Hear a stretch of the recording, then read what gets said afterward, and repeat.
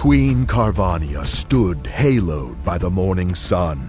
An army hung on her every word. My champions, I have sold my chariot on Carvana. 'Twas a lovely SUV, an inexplicably queenly offer. They're even coming to the castle to collect it. Tonight, we feast! An offer you can feast on. Sell your car today on Carvana. Pickup fees may apply.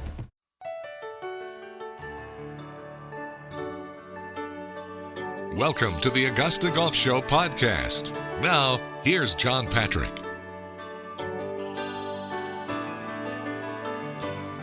Well, my buddy Rich Lerner from Golf Channel has a brand new book out. Hey, aren't you that golf guy? He's talked about it on the show. He's back on the show to talk about the book. Rich, thanks for being back on the program. John, thanks for having me on the program. I really appreciate it. Okay, we're going to begin. You're going to tell stories, but we're going to begin with a story from me, if you'll indulge me. I looked at Amazon last week to buy a copy of the book. I can't get it until August. I went to Barnes & Noble at the mall over the weekend. No, they're sold out at Barnes & Noble. This is going well. Oh, I appreciate that, John. That stuff is out of my hands. They print so many to start. I don't fully understand it. I just write, as you know, and talk. Talk a lot, talk some more. So I'm really glad that people have found the book. They will get the book. There is a second print coming. I think, early on what people have reacted to is it's good fun. It's loose, a lot of laughs. Penetrating in spots, takes a lot of, dog legs and detours. That's the subtitle of the book. And I think in all, it's a quick, easy, enjoyable read. Was there always going to be a book, or was this one of those cases where, you'd tell a story and people would say to you, God, you got to write a book? My friends pretty much said at varying points over the last 10 years, shut up already with the story. We get it. We've heard these stories. Yes, they're cracking us up. Put them in a damn book already. So, in it as long as I have been, you've been in it just as long. But having grown up at my dad's driving range, you collect stories invariably, and that's really the basis for the book. It's not just my 30 years at the Golf Channel.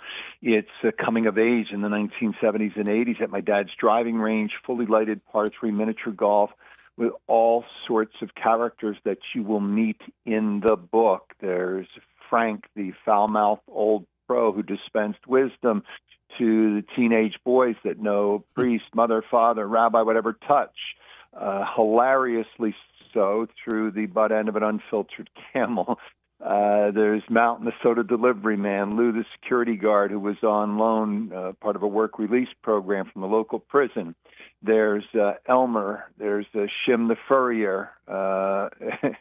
So I have sort of one foot in the driving range world as a teenage boy, and another in the country club world. My mom and dad belonged to a modest club in Pennsylvania, so they're characters from the club. Some really funny stories. One called Talcum Powder and Aqua Belva, and that is a teenage boy's introduction to the inner sanctum of any proper club, and that's the men's locker room. I'll let your imagination run. There's a chapter called Shim the Furrier. It's a young player that would be me of some promise who choked his guts out in the club championship every single year, and I'm playing a guy who had crooked feet and sold mink stoles to women named Myrtle and Ethel. And he had me 4 down with 5 to play, and I detail my epic comeback against Shim the Furrier. And so that's one section of the book. And then, of course, I go deep on Tiger and Phil, and there's some wonderful stories on Arnold, with whom I had a nice relationship, and Jack. And then there are odd and amusing and sometimes funny encounters with Samuel L. Jackson. There's a chapter called The Samuel L. Sighting at St. Andrews. There's a chapter on Matthew McConaughey called Sexiest Man Alive. I ran into McConaughey in Palm Springs, the tournament out there. There's a chapter called Golf Claps with Will Ferrell. Really funny, down at Amen Corner. And then I followed him to his charity event, and there's a chapter on Bill Murray, and on it goes. And I think if a theme would be our shared vulnerabilities, whether your name is Tiger or Phil or Rich or Tom, as in Tom Weisskopf, and keep going, or Rory McIlroy. And there are chapters. There's a deep dive on Rory at the 25 Masters through the lens of live from. How did we see it and cover it? There's a deep dive on Bryson, on Scotty Scheffler, on John Rahm, on Tommy Fleetwood, on Brooks Koepka. So I hit all the modern players as well. So thematically it would be our shared vulnerabilities, and that is one thing I've learned in my 30 years, John, is that these figures that you and I, have mythologized, lionized, romanticized, are just human beings, happen to be really good at golf, but they oftentimes have the same struggles that anyone else would. And so it's vulnerabilities, capacity for change, and then, the one through line for sure, from my early days at my dad's range right through to the very end, is just how absurdly hilarious this game can be, life in the sport can be. And I try never to take myself too seriously, though there are serious moments, including my own reckoning. I was loose and a bit of a party boy, and I detail some of that in a chapter called Kobe and Pain. I was on the call when Kobe Bryant tragically died. I was out in Torrey Pines, and I'll never forget the day. I won't give away too much here, but you could imagine. And then on the way home, I began to think about Payne Stewart and an interview I had done with Payne at his house in Orlando about 2 weeks before the U.S. Open of 1999. We know what happened at Pinehurst, and then later, sadly, that year. But Payne in that interview was righteous and had clarity. He had been drinking a little too much. Mm-hmm. He shared with me, and he felt as though it was his talent, his ability to be a good father and husband. All of it was slipping away from him, and he was determined. I mean, his eyes were on fire, determined to set it right, and he did. Though tragically he didn't have long, and who could have known that? And so similarly, sort of the lesson that I took away from that, and soon after that I would set things right in my own world. The lesson there was that you can blow it. That's what Payne was conveying to me. He was maybe 41 at the time, and so anyway, it's loose, funny, ribald, a bit, off color, but in a fun way. Yeah. At spots. It's a little racy here and there, but only because that's how I experienced many of these stories, these encounters, and that's it. I'm happy with the way it's gone, and the reaction's been great. And my colleagues gave me a huge boost the week of the U.S. Open, and the way they promoted it, and I think people just looking for a laugh and a breezy, easy read. Queen Carvania stood haloed by the morning sun. An army hung on her every word. My champions, I have sold my chariot on Carvana. 'Twas a lovely SUV, an inexplicably queenly offer. They're even coming to the castle to collect it. Tonight, we feast! An offer you can feast on. Sell your car today on Carvana. Pickup fees may apply. People know that you look into a camera for a living, and I also know that you write for a living. Even writing for a living, was it hard to get this started? Yes and no. I mean, I had some of what you read in the book are essays, for example, on Tiger and Phil that I had written years ago. So how did I handle Tiger in 2000? Some of that material's in the book. What did I write when Tiger fell from grace in late 2009 and as he came back to the Masters in 2010? That's in the book. And a lot of that is a bit of an eye-opener. Like, wow, that was 16 years ago. Some of what I wrote then is relevant today for reasons we all know, and I'm happy that Tiger's returned, and I hope he's healthy and able to go forward in a productive way. Same with Phil, and I try to be fair to both. They're complicated figures for sure. So was it easy or hard to get started?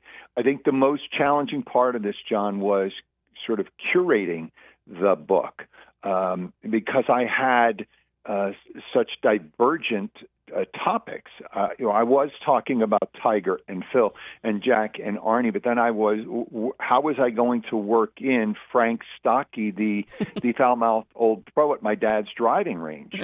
How was I going to work in Shim the Furrier? How was I going to work in talcum powder and Aquavelva?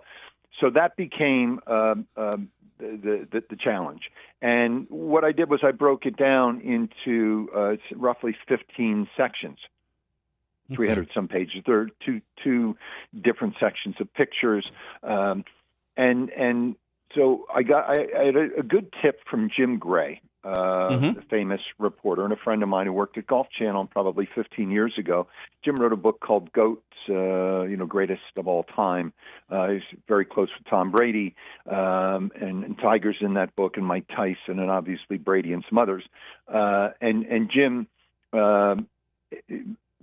advice to me was you need to hook the reader quickly. You can't waste time. And I was at that point unsure just exactly where I was starting. I mean, my initial thought was, go chronological in my life. So that would have started us at my dad's driving range. And Jim said, well, that's good material. Maybe that's not the place to start. So he just got me thinking. And so now what you see is the first section is called Questions and Answers. And I think it's the 7 questions I most often get asked when I'm just out and about. What's your most memorable moment, Rich? And that became Jack and the Giraffe as the very first chapter. It's a little bit of a curveball. Okay. You might think it. What's Brandel like? I get asked that all the time. So the third chapter in the book is called Brandel Breaking Windows. And it's, again, a bit of a departure, not quite what you would think. It's about Brandel's childhood, and it gives you a sense as to how he grew up and why he is as fearless as he is on set today. There is who's the biggest jerk in the game. We always get a, hey, Rich, who don't you like? I tend not to answer that, but I found a way to answer that in Chapter 2. There's Jack the Tiger. Who's better, Rich, Jack or Tiger? That's in that first section of Questions and Answers. Then Section 2 is very simply, how did I get here? And that's the origin story. It goes all the way back to my father and how he started the driving range, par 3 in miniature golf. And it's really like an American tale in a way, because it's he had just come out of World War II. He served at the tail end, and America is beginning to enjoy its hard-won freedom.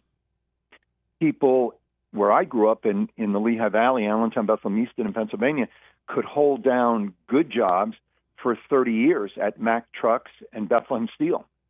And so golf is taking off on the back of another Pennsylvanian, Arnold Palmer. And so this convergence leads my dad and some of his buddies. There were 10 handicaps. They were just getting into the game to start the driving range par 3 in miniature golf. And so I detail that origin story as a way of kind of giving you a snapshot of what was happening in that period of time in America and towns like Allentown. It's kind of an immigrant story in a way, because my grandfather was an immigrant who, with nothing, made good in a cement town. and then his son, with my father, took a swing at something that must have seemed to his father, my grandfather, to be frivolous. But times were changing, and then it goes into some of the really funny pieces and characters as I'm being introduced to the world of the driving range and the city and all the people who came into the play miniature golf and pitch and putt, and as well the country club. And my dad's range started slowly, but it became an institution in the area. We had it in the family for 35 years. And so you could imagine the collection of characters. And we ran it. My three brothers and I ran it for my dad with all of our friends. It was the greatest summer job in history. And I write about that. And then I get into Tiger. Tiger is a theme through the book because he was the principal figure of my 30 years at Golf Channel. And then, the true to the subtitle, Doglegs and Detours from a Life in the Game. So I might talk about Tiger, for example, winning the career Grand Slam at St. Andrews in 2000, and the next chapter might be a Samuel L. sighting at St. Andrews. So it detours hard and but fun and penetrating in spots. I have told you how I feel about the work that you do, so I'm going to ask you this question. Are you proud of it? I am. Thank you for that. I try not to swell up too much because, I'm aware. I'll steer you to this chapter. It's called A Little Bit of the Limelight. It was one of the lessons dispensed by Frank, the old pro. You read it, you'll know why I don't get too puffed up. Now that he always used to say, now that you got a little bit of the limelight, let me explain something to you. And it was his way of right-sizing me. And I'm happy to have done it, John. I'm happy people have responded in the way that they have. And I really just wanted to share stories. I truly enjoy doing that. I've been out sort of promoting the book and going to clubs and just having such a blast. People, one thing I've found, John, is people want to have a laugh. Mm-hmm. The world's heavy and serious, and people want to have a laugh. So I'm kind of leaning into that, and that's a big part of the book. And I'm happy to have done it for sure because it was in me. And yes.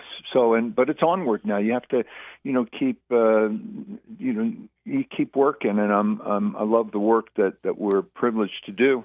And meetings yesterday, with Paul and Brandel and Jim Furyk was on a call, and our production team, and we're getting ready for Royal Birkdale. We're excited.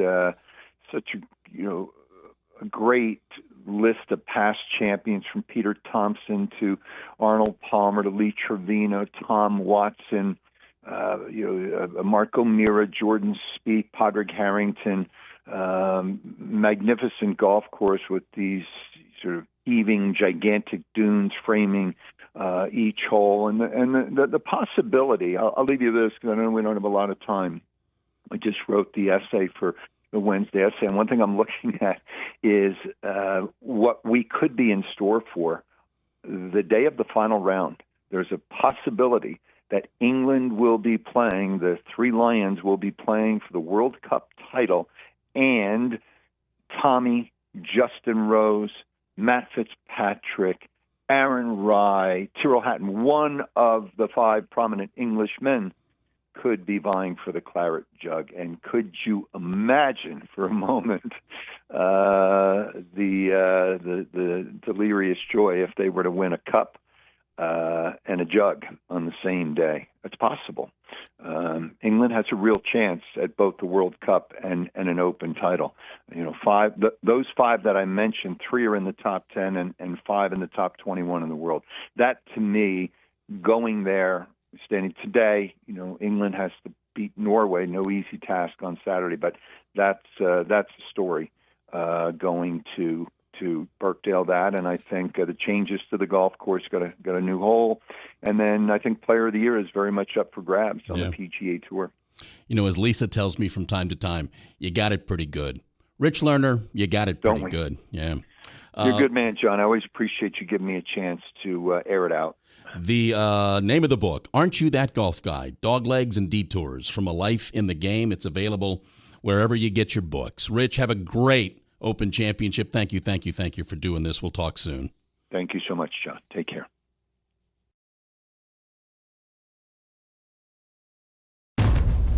Queen Carvania stood haloed by the morning sun.